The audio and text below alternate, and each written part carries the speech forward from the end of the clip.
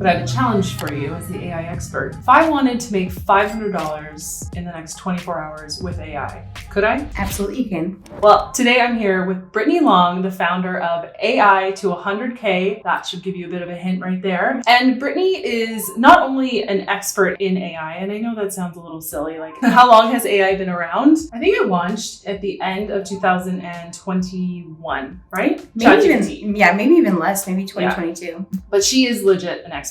She's been talking about this for more than a minute. And she's also a teacher. So she's got a really great teaching background, and I think she's the best person to learn AI from. So in today's video, I want to ask Brittany some questions to help us all learn why we should embrace AI in our business, but more importantly, how we can make money with it. Let's start with my content marketing aspects and how can I bring AI into my content marketing strategies, day-to-day activities, just to, I don't know, get more efficient. Like, what am I trying to achieve with AI? Maybe let's just start there. Efficiency, definitely. So if you can get more efficient, it's going to be a lot easier to do everything else. You're going to have more brain power, less mental load. And so that's where we want to start, is how can I be more efficient with what I'm doing? I usually ask myself, how can I get AI to do this thing for me or to make it faster for me? So what's the first thing I should be looking at in my content marketing business when it comes to AI and becoming more efficient? Well, we want to think about topics. So if you've ever sat down to record a video or you've sat down to create content and you're like, what the heck do I even talk about today? What we can do is ask AI to help with that. So we can say, this is who my audience is, and I want you to help me come up with ideas on what my audience would be interested in hearing from me that might lead to a sale on this particular product. And so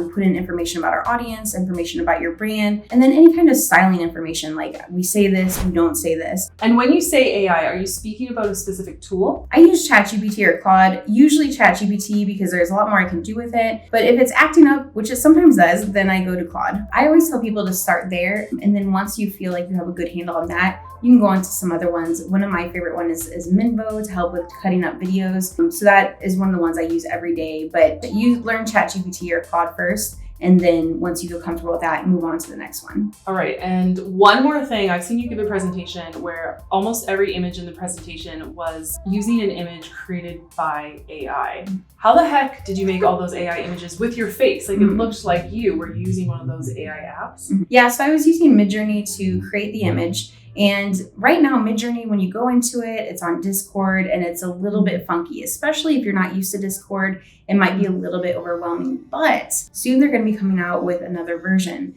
and it will be on its own platform, and you just type in the words. You don't have to do anything else. You literally just type in the words of the image you want and it's going to come up with some options for you. In the meantime, if you want to learn how to do it with Midjourney currently, you can use Discord and then you use a tool called Insight Face, and that is what you use to add your face onto it. You upload a picture of yourself and then it automatically imposes your face onto the picture. And we have a workshop together in the works. It might be done by the time that this video is recorded. And so if you like this conversation about how you can use AI to help your content journey be more efficient, learn the tools that you really need, and actually get a step-by-step breakdown of what you can do in a 7-day period, head to the link right below this video and check out our workshop together. Excited for you to see that. So what would be the first step I could take to build a little team of robots to help me with my content? The first step we're going to take is to create a Google folder or Google Drive folder or a ClickUp folder that has a space for you to put some documents into. And the documents we want to use are an audience document. That's going to be something used for any clone or little robot that you make. And so the audience document is basically, who's your audience? What are they interested in? How do you kind of connect with them? So I'm filling in this information in a Google Doc.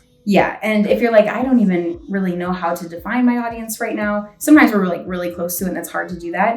You can ask ChatGPT for help. You can just kind of word vomit everything that you're thinking, and it's going to put it into a nice little package for you. So I have a folder with my audience information. Then what? The next thing we're going to do is your brand document. And your brand document is going to be used across the board also. And your brand document helps ChatGPT have a better understanding of what you like, what you don't like, how you want your audience to feel when they're talking to you or when they're reading something from you. Any of that information is going to be really helpful. And then any kind of content that you want it to talk about or any content you want it to avoid, you can put that in there too.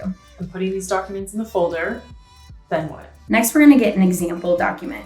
And so the example document, let's say we're doing Instagram captions. We want an example document of Instagram captions that have worked for you, that you're like, these are the ones that I've really liked and my audience has resonated with, they've engaged with. Giving an example ahead of time is going to make it easier for it to understand your voice and your style much faster, so you have less feedback you have to give later on. Okay, so I've got my 3 documents, who my audience is, my brand, example captions, or whatever my piece of work is. Next is...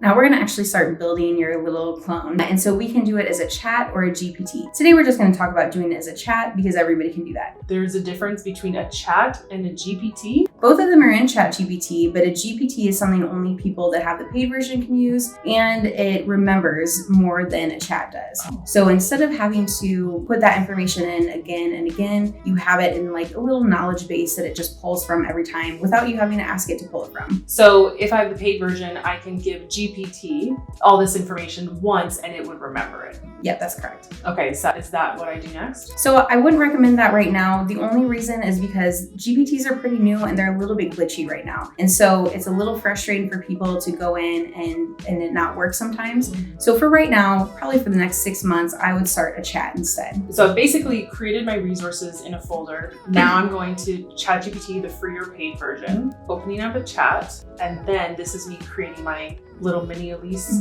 robot Elise. Okay. Yeah, and I would actually name it too. So if you go to where that chat title is, you can right click on it and it's going to let you rename it. And so I always rename anything that I want to be like my team. I'm going to rename it with a T at the beginning, and then I put what it's for. So T, Instagram captions. That lets me know when I'm searching that I can find my team members a lot easier. And so once you have that renamed, you're going to go in just like you would a normal chat, and you would start to put in your documents. So there will be a little attachment file. You'll click that and you'll upload the 3 documents that we talked about, the knowledge base for audience, for your brand voice, and the examples. And then once you have that in, you're going to give it a prompt, and you can say something like, I want you to help me create a caption for whatever topic it is. And you can ask it for a few captions. I find with like Facebook posts, you can do 1 or 2 at a time. With Instagram, usually you can do up to 4 at a time. So this is me creating my little robot team member who's going to be my caption writer. Is that right? Yep, that's correct. And so now that you've done that, you're going to press enter and see what you get. And we want to think about training it kind of like a human team member too. We want there to be a little bit of wiggle room. It's going to be a frustrating process. So go into it knowing there's going to be some ups and downs and some feedback that you have to give. Okay, so is there a special way that I need to phrase this feedback to help it learn faster? So what I like to do is I will copy and paste everything that it gave me, and then I go through line by line and say, I like this line because, and give it specific examples, or I don't like this line because, and give it specific examples. Sometimes it'll be a little bit cheesy, or it'll, give a million metaphors or a million emojis, and maybe you don't want that. And if that happens, you can say, you know what, this is a little bit cheesy. And I find that when you are conversational with it, that's when you get the best results. I'll also say things like, nobody says this. So sometimes it'll use a phrase where I'm like, no human would actually ever say this. And that works really well. So is this me onboarding my bot to get to know me, my team? Is this kind of the start of our relationship? Is there anything else I need to do, or just keep working with it until it gets the caption that I would actually publish? You may get stuck on some where you're like, this is not at all what I want. This is one I wasn't looking for. And when that happens, you can say exactly that of like, this really stinks. This isn't at all what I'm looking for. And when that happens, usually I give it another example of one that I've done that has gone well.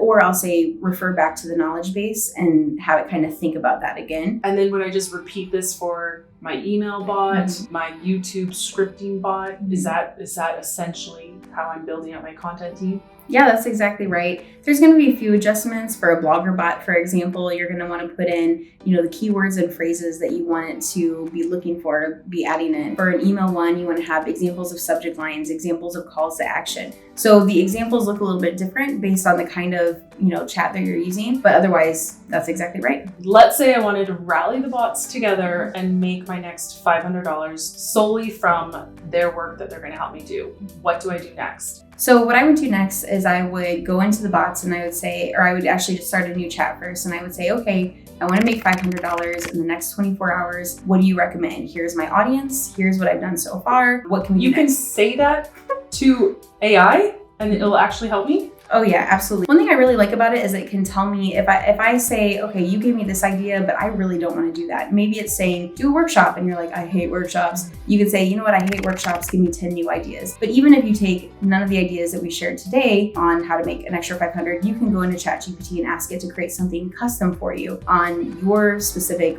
$500 strategy. Are there any last steps for me in order to make that $500 in my business? The last thing we're going to do is add abandoned cart emails. And this is something that everybody has on their to-do list and often don't get it done. So the best thing you can do with that is say, all right, I want you to create some emails and just go through all the offers, all the products that you have that you don't have abandoned cart emails for, and start putting them into place. I always start with the one that has the most traffic to it already, because there's already people looking at that particular product. And anywhere from 60 to 80% of people abandon cart. So that could be significant. And then I do the same thing. I say, hey, we just had this thing, or anybody that if I have a tag for them that they abandoned cart and just didn't have the emails, I'll email all of those people and say, hey, just want to let you know you can get this. But by having those abandoned cart emails, it's a lot easier to, bring in some extra cash. And you can have ChatGPT help you create those as well. And I think the other key component for an abandoned cart email is you need to have your funnels, your checkout pages, whatever, set up in a way that people are giving you their email in order to get to the checkout form, correct? Yeah, that's correct. Yeah. What's that called? The two-step order form? Yeah, that's right. Yeah, I am guilty of not doing that. I just lead people from a sales page to a checkout page. I don't collect that data. All right, so what we're gonna do is look at what we already have in place in your business. You probably already have an offer or a few offers, but what a lot of people don't have is abandoned cart emails. They don't have an upsell. They don't have additional upsells, and so we wanna look at what you already have in place. We don't have to reinvent the wheel. And then from there, we say, all right, this is what I have. What can I do to make more money from this? So we're looking at what's the upsell that people are going to want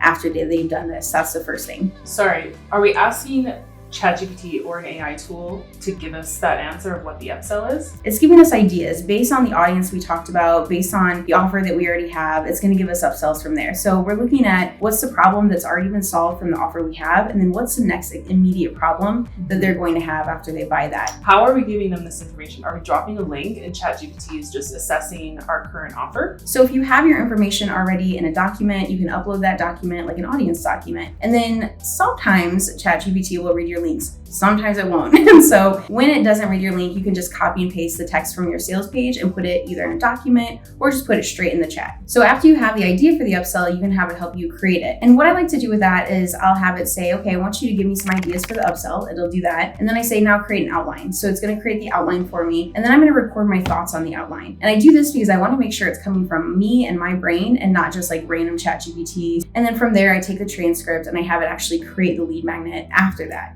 Or sorry, not looking at the upsell after that. And then we put it into, if it's an ebook, let's say I put it into Canva and then we can create it from there. Or if it's a program, we can create the program. By having the outline, it's a lot faster and it ensures that it's your ideas, your thoughts, your content going out to your people. How do we connect that to making our next $500? And so if you have a shop, you can put it in your shop. You can also email out to your list and say, hey, just want to let you know this is going to be going out soon. It's going to be this price. But if you get it, in the next 24 hours, because we just created it, if you do it in the next 24 hours, you can get it for this price. And usually I find that works really, really well. If I'm not sure what price to make it, I'll also ask ChatGPT and have it analyze it and say, what could be the ROI on this and what should I sell it at? You can put it on social. And speaking of social, you can actually ask for ideas for Reels, for Facebook posts, for wherever your audience is that would promote the offer. And a lot of times when people do that, it sounds really cheesy at first. And so you want to give it feedback. I like this. I don't like this. If someone wanted to connect with you, learn more outside of the workshop, of course,